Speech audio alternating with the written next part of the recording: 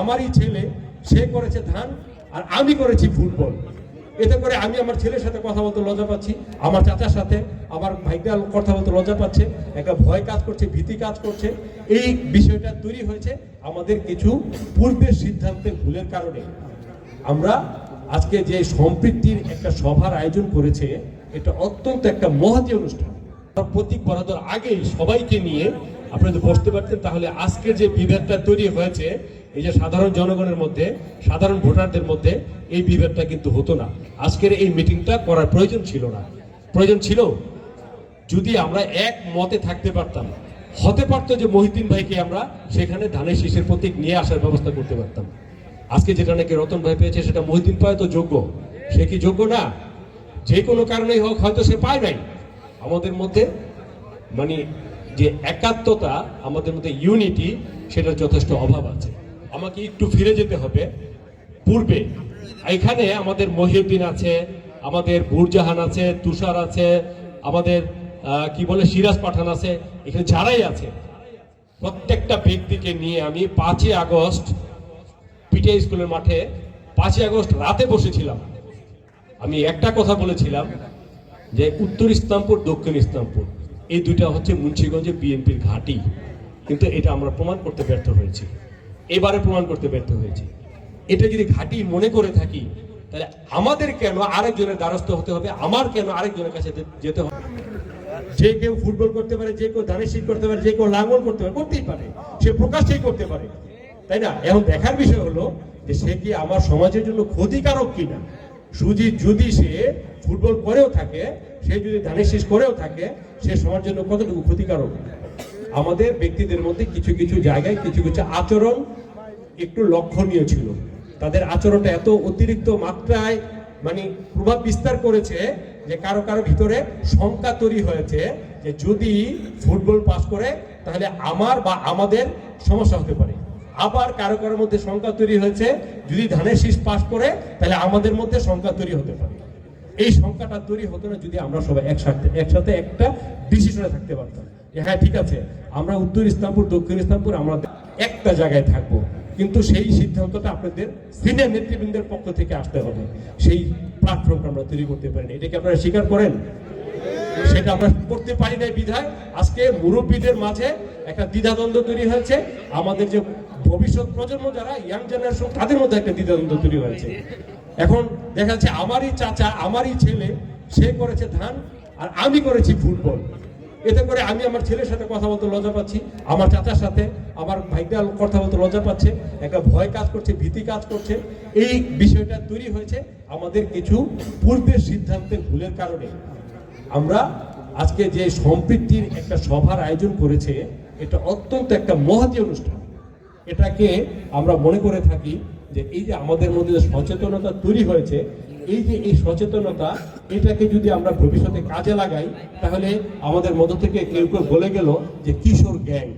এই কিশোর গ্যাং কিন্তু একটা সময় কিশোররা তার কিশোর থাকবে না, থাকবে কিশোররা এক সময় আরো সিনিয়র হবে না, তারা বড় হবে না। তখন তো তারা, আমরা ছোটবেলায় শুনছি কচু গাছ কাটতে কাটতে সে মানুষ জবাই করে ফেলে। আমরা যদি এখনই সেই ছেলেপেলেদেরকে যারা উঠতি বয়সী, তাদেরকে যদি নিজে বড় ভাই সেজে আমরা যদি তাদেরকে লালন পালন করতে থাকি, তাহলে কিন্তু বড় ভাই বলতে ওই অর্থে না, রাজনৈতিক ভাষায় একটা বড় ভাই আছে। আমরা কিন্তু এখন রাজনৈতিক ভাষায় বড় ভাইকে অনেক কিছু মনে করি। এই ভাই ফোন দিছে, চুপ কর, এই ভাই আমার ওখানে যেতে বলছে। আমরা মনে করি যে এই বিভেদটা যে তৈরি হয়েছে, এটা খামাখাই বিভেদ তৈরি হয়েছে। যার যার মনোভাব, যার যার মনোব্যক্তি প্রকাশ করতে যেয়ে প্রকাশ্যেই এতটা বেশি হয়েছে যে একটা সংখ্যার তৈরি হয়েছে। আমার মনে হয় যে এখানে সংখ্যার কোনো কারণ নাই, আমরা সবাই একত্রে আছি। সব মূলে কিন্তু আমাদের ধানের শীষ, ঠিক আছে? আমাদের আব্দুল ভাই বলেন, মহিউদ্দিন ভাই বলেন, আজকে মহিউদ্দিন ভাই তো ট্রাই করেছেন ধানের শীষ আনার জন্য, কোনো কারণে পায় নাই। সেও তো ধানের আদর্শে আদর্শিত নাকি? সে তো ধানের আদর্শের বাইরে যায় নাই, হয়তো কোনো কারণে সে তাকে দল থেকে, সঙ্গত কারণে তাকে দল থেকে বহিষ্কৃত হয়েছে। একটা স্ট্যাটিস্টিক্স আপনারা জানেন, গতকালকের পত্রিকায় যেটা এসছে, প্রথম আলোতে আপনারা পড়ে দেখবেন, বাংলাদেশে যতগুলি আসন বিএনপি পেয়েছে, এর মধ্যে সরাসরি বিদ্রোহীদের ভোটের কারণে 5টা আসন থেকে বঞ্চিত হয়েছে সরাসরি, আর 21টা আসন পেয়েছে ইনডাইরেক্ট, মানে প্রত্যক্ষ পরোক্ষভাবে আরো 21টা আসন তারা হারিয়েছে। তার মানে কি আপনি যোগ করেন 21টা আর 5টা হচ্ছে কয়টা, 26টা। 26টা আসন আমরা কম পেয়েছি নিজেদের এই ভুল বুঝাবুঝির কারণে।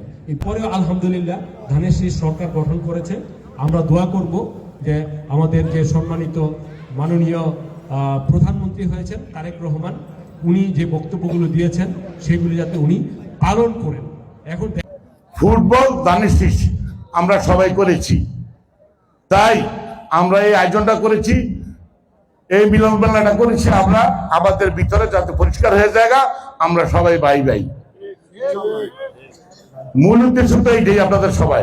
তো আমার এই জন্য খুব ভালো লাগলো। যাই হোক, আমি একটু আমার কথাটা বলি, কারণ আয়োজনের কথাটা সবাই কিন্তু বলে গেছেন, তাই আমি ওই প্রসঙ্গে আর যাব না। আমি কেন এই ধানের শীষের মধ্যে গেলাম, আমি জাগদল থেকে বিএনপি করি, 47 বছর হয়েছে আমি এই বিএনপি করি।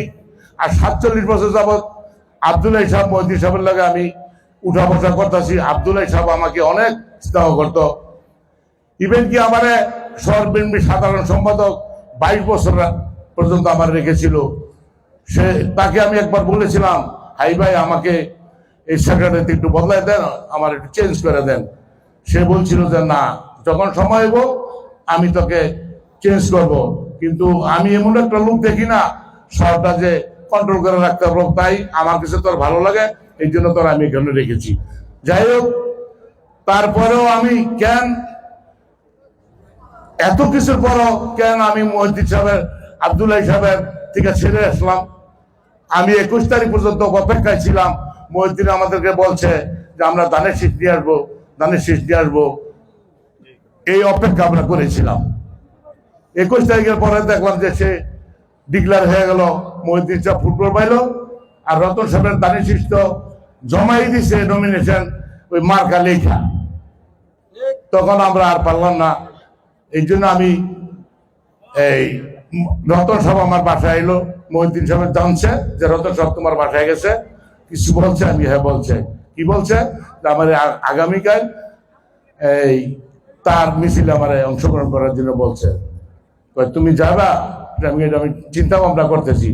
আমি একা একাই চিন্তা ভাবনা করলাম যে আমি এই ধানের শীষ মার্কার জন্য বিএনপি করে আসতেছি, জেল খাচ্ছি, ভালো আছি, মন্দ আছিলাম এই 47 বছর। অন্য কোনো দলে আমি যাই নাই।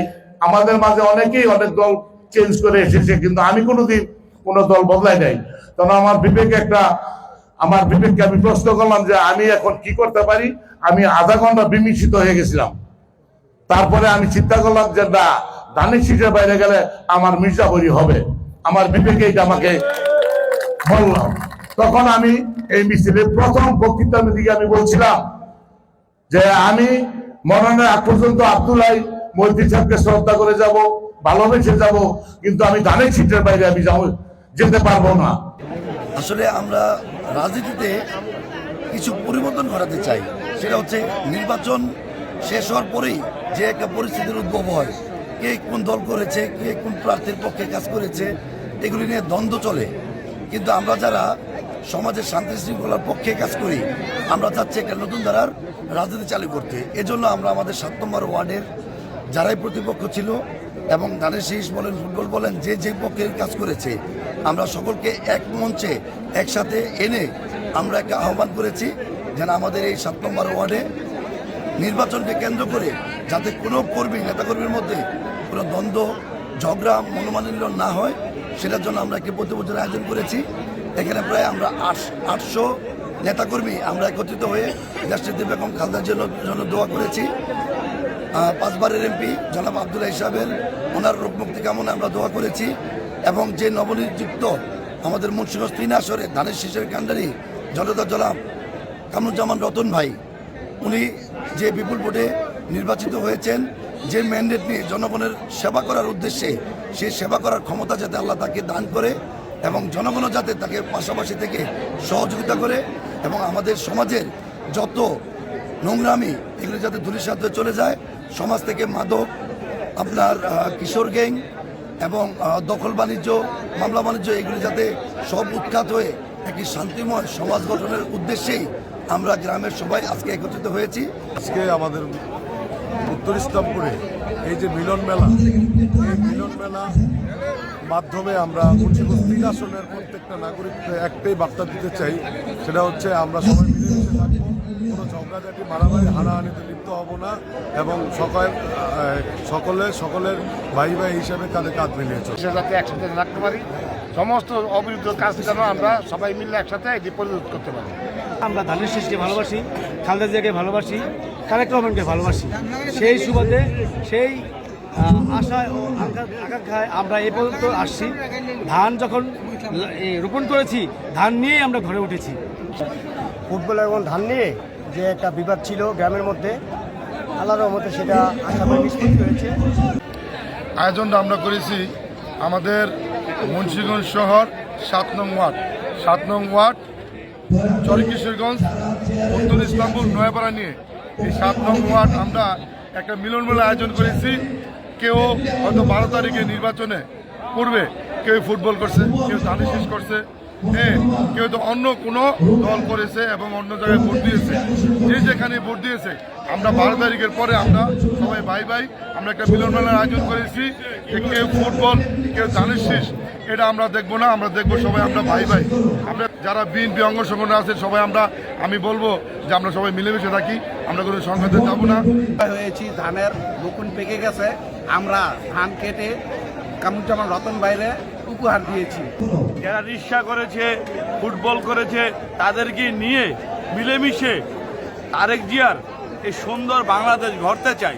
একটা কথাই বলতে চাই, মুন্সিগঞ্জে আমরা জাতীয় নির্বাচন করলাম, মার্কা হচ্ছে 20 দিনের, কিন্তু ভাই বেড়াদার, বন্ধু বান্ধব, আত্মীয় স্বজন, এই সমাজ, এই সংসার, এগুলো আমাদের মৃত্যুর আগ পর্যন্ত থাকবে। তো আমরা চাই কোনো ধরনের সহিংসতা ছাড়া সামনে এই মুন্সিগঞ্জ 3 আসনকে উন্নয়নের একটি রোল মডেল হিসাবে মুন্সিগঞ্জ 3 আসনকে আমরা দেখতে চাই। সেই লক্ষ্যে আমাদের ঐক্য সবার আগে জরুরি এবং ওই ঐক্য বজায় থাকুক। আমরা ফুটবল, জামাতে ইসলাম, রিক্সা মার্কা, হাত পাখা সবাইকে নিয়েই আমরা এই উন্নয়নের একটি অবদান রাখবো। মুন্সিগঞ্জ 3 আসনে সবাই এই অবদানে শরিক হবো ইনশাল্লাহ। এটাই আমি আমার কাম্য।